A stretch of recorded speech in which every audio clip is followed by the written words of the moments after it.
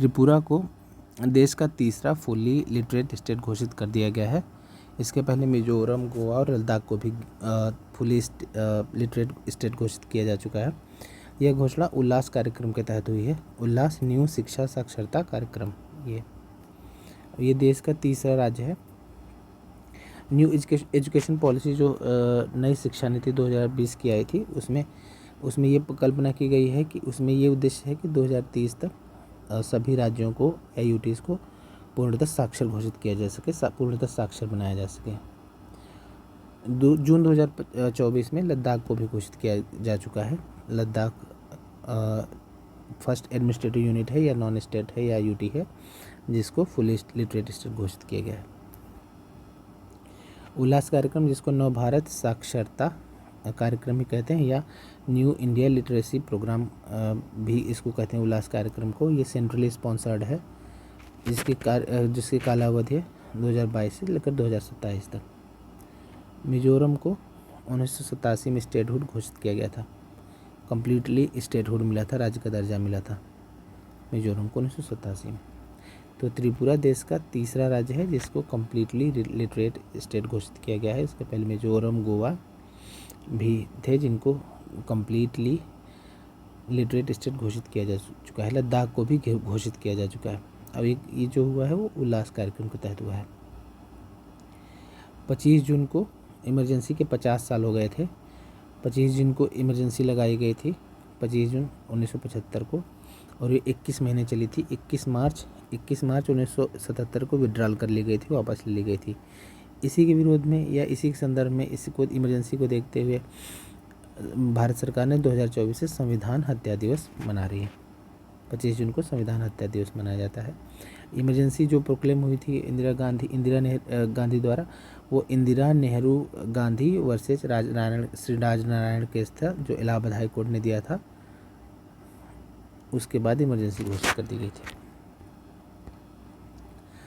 7 मई को भारत ने जो पाकिस्तान स्पॉन्सर्ड जो टेररिज्म था पहलगाम में, जिसमें काफ़ी लोगों की हत्या कर दी गई थी बहुत ब्रूटैलिटी के साथ, तो उसके विरोध में 7 मई को ऑपरेशन सिंदूर चलाया था। और 10 मई को सीज फायर हुआ था। 10 मई को सीज फायर हुआ था, 7 मई को ऑपरेशन सिंदूर चला था पहलगाम अटैक के खिलाफ। पाकिस्तान के द्वारा जो स्पॉन्सर्ड टेररिज्म है उसके द्वारा अटैक किया गया था पहलगाम में। उसके बाद ऑपरेशन सिंदूर चला था। भारत सरकार ने 5 एक्शन प्लान के तहत अपने पाकिस्तान के साथ अपने संबंधों को काफ़ी हद तक कैंसिल कर दिया है। इसमें कुछ जो 5 एक्शन प्लान है वो इस प्रकार है। Suspension of Indus water treaty को सस्पेंड कर दिया गया है। और जो भारत में पाकिस्तान के मिलिट्री एडवाइजर रहते थे उनको वापस भेज दिया गया है। और सार्क के तहत जो वीज़ा मिलता था, पाकिस्तान को वीज़ा छूट मिलती थी, उसको भी ख़त्म कर दिया गया है। और डिप्लोमेटिक पर्सनल जो यहाँ पर रहते थे उनकी संख्या में कमी कर दी गई है। और अटारी वाघा बॉर्डर को क्लोज कर दिया गया है।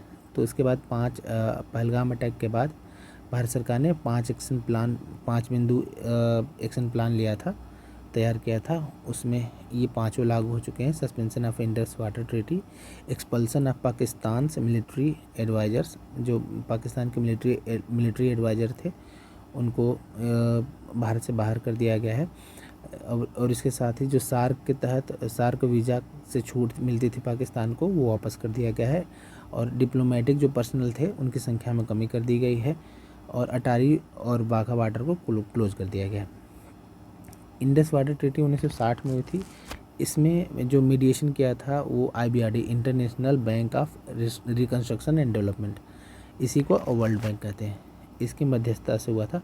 इसमें जो प्रावधान ये था कि उसमें ईस्टर्न जो नदियां हैं, ईस्टर्न रावी, ब्यास और सतलुज, इसमें इसका निर्बाध रूप से भारत जल उपयोग कर सकता है। जो पूर्वी नदियां हैं रावी, ब्यास और सतलुज का निर्बाध रूप से भारत जल उपयोग कर सकता है। और जो पश्चिमी नदियां हैं इंडस, झेलम और चिनाब, सिंधु, झेलम और चिनाब, इनका जल 80% पाकिस्तान के लिए रिजर्व है। और ये इसमें एक क्लॉज है no suspension clause, non suspension clause इस ट्रीटी में। वार टाइम में भी ये ट्रीटी सस्पेंड नहीं हो सकती, लेकिन इस बार भारत सरकार ने इसको सस्पेंड कर दिया है। एक और इम्पॉर्टेंट न्यूज़ है जो यूपीपीसीएस के लिए इम्पॉर्टेंट है। सुप्रीम कोर्ट ने आर्टिकल 21 का दायरा बढ़ा दिया है। आर्टिकल 21 का दायरा बढ़ा दिया गया है। अब राइट टू डिजिटल एक्सेस को भी फंडामेंटल राइट घोषित कर दिया गया है। राइट टू डिजिटल एक्सेस को भी फंडामेंटल राइट घोषित कर दिया गया है। 2 PIL दायर हुई थी इसको लेकर, Pragya Prasoon versus union of India 2024 की, और Aman Jain versus union of India 2 PIL थी। उसी के संदर्भ में फैसला आया था सुप्रीम कोर्ट का। तो राइट टू डिजिटल एक्सेस को भी आर्टिकल 21 के तहत फंडामेंटल राइट घोषित किया गया है। ये मामला आया था Pragya Prasoon versus union of India 2024 में, और Aman Jain versus union of India. Article 21 में है right to live life and personal liberty. Article 21 के तहत ही राइट टू डिजिटल एक्सेस को फंडामेंटल राइट घोषित किया गया है। भगवत गीता और नाट्य शास्त्र को यूनेस्को की memory of the world register में शामिल कर लिया गया है। भगवत गीता और नाट्य शास्त्र को यूनेस्को की memory of the world register में शामिल कर लिया गया है। Memory of the world register UNESCO का प्रोग्राम है जो 1992 में लॉन्च हुआ था। इसका उद्देश्य यही है कि जो वैल्यूएबल, जो मूल्यवान हिस्टोरिकल डॉक्यूमेंट्स हैं उसको प्रिजर्व और प्रमोट करना। जो बहुमूल्य हिस्टोरिकल डॉक्यूमेंट है उसको प्रोत्साहित करना और इनका संरक्षण।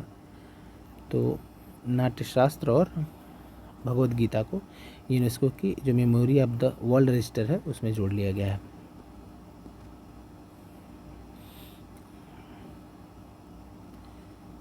तो यूपीपीसीएस की जो परीक्षा, यूपीपीसीएस जो इस बार की प्रीलिम्स परीक्षा है यूपीपीसीएस 2025 की, वो 12 अक्टूबर को होगी। इसमें मेरी कोशिश यही रहेगी कि जो भी इम्पॉर्टेंट करंट अफेयर है, जो इम्पॉर्टेंट करंट अफेयर, ऐसे लिखने वाले तो कुछ भी लिख देते हैं, लेकिन जो इम्पॉर्टेंट करंट अफेयर है उसको किसी भी कंपाइलेशन से एक्सट्रैक्ट करके उसको निकाल करके आप तक ले आऊँ।